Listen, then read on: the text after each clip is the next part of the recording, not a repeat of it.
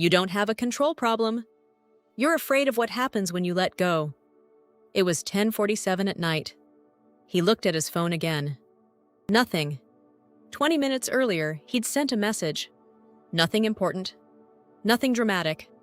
Just, everything okay? He put the phone down. 30 seconds later, picked it back up. Maybe she was busy. Maybe she fell asleep. Maybe her phone died. Those were the reasonable explanations. But his mind wasn't interested in reasonable. His mind wanted certainty. So it started building stories. Maybe she's upset. Maybe I said something earlier. Maybe she's pulling away. Maybe something changed. He opened their previous conversation, read the last few messages, looked for clues. Was that response shorter than usual? Was the period at the end intentional? Had she been different today?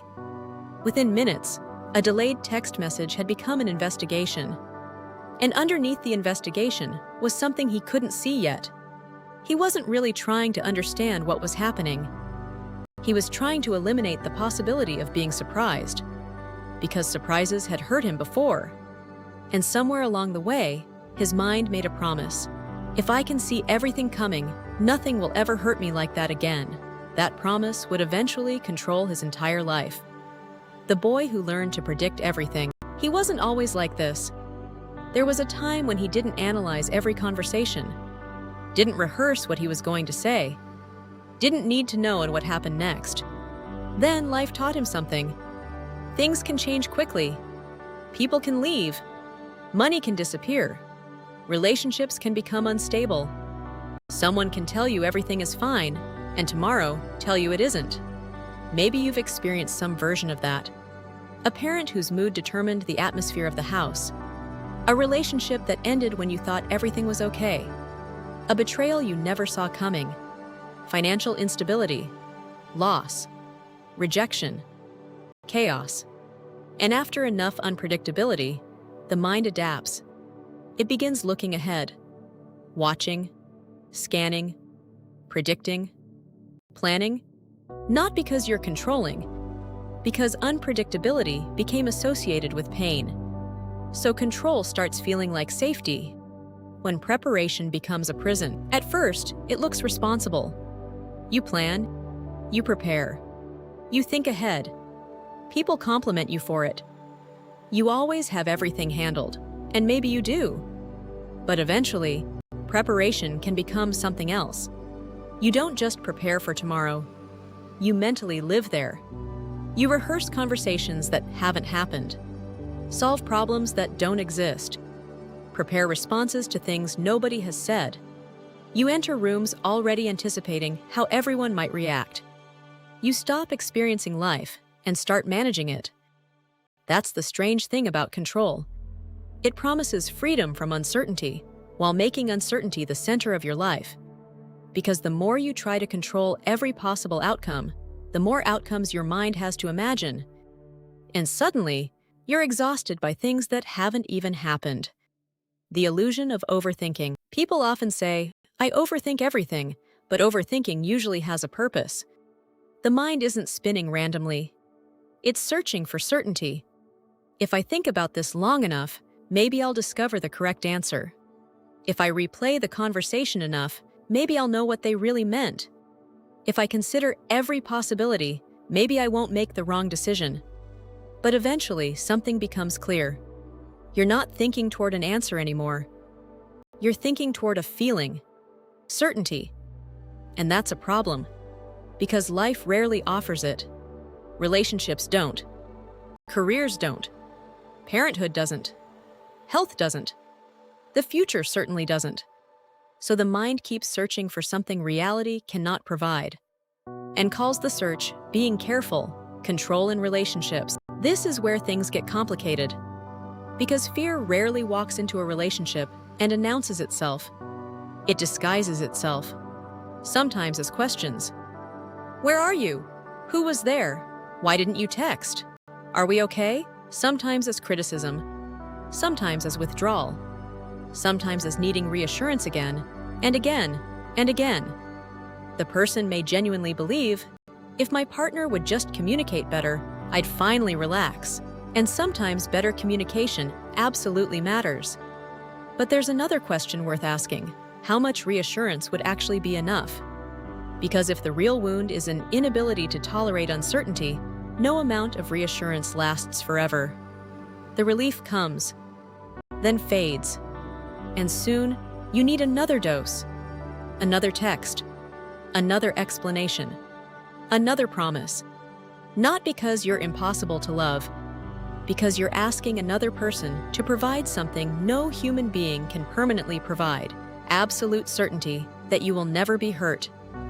The day the plan failed, he had built his life carefully. Savings, career, schedule, relationships. Everything had a system.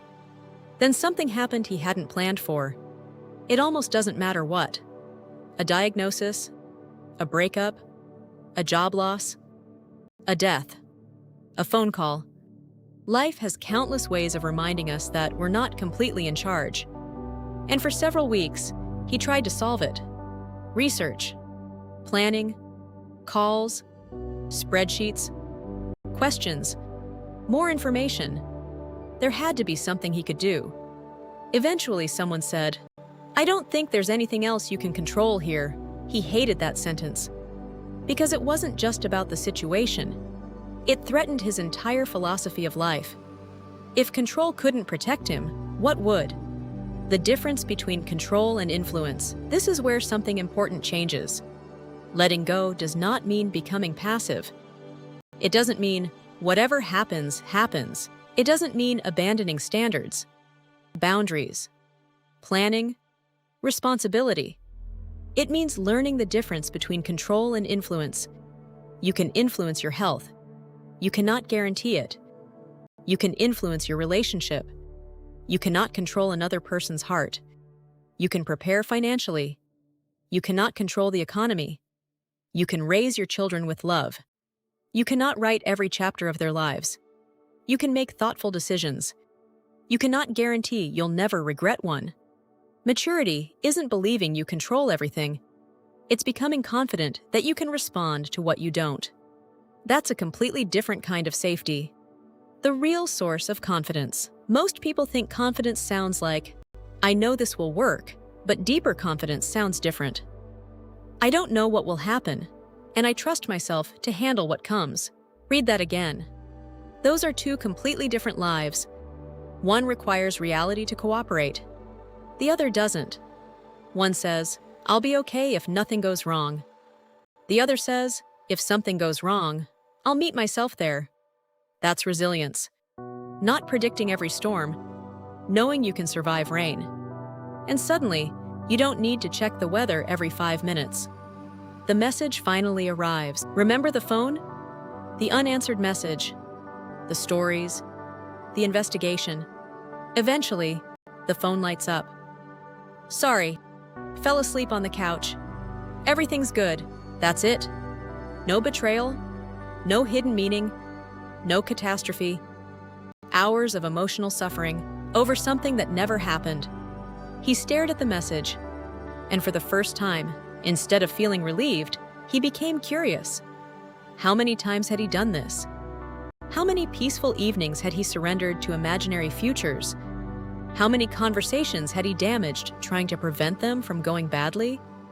How much of his life had he spent trying to avoid pain by experiencing it in advance? That question stayed with him. Open hands. Imagine holding sand in your hand. Close your fist tightly. Try to keep every grain. What happens? It slips through. So you squeeze harder. More falls. Control often works the same way. Relationships, children, plans, the future, even happiness. We grip because we're afraid to lose. And sometimes, the gripping becomes the thing that prevents us from experiencing what we're trying so desperately to protect. Maybe letting go isn't losing control.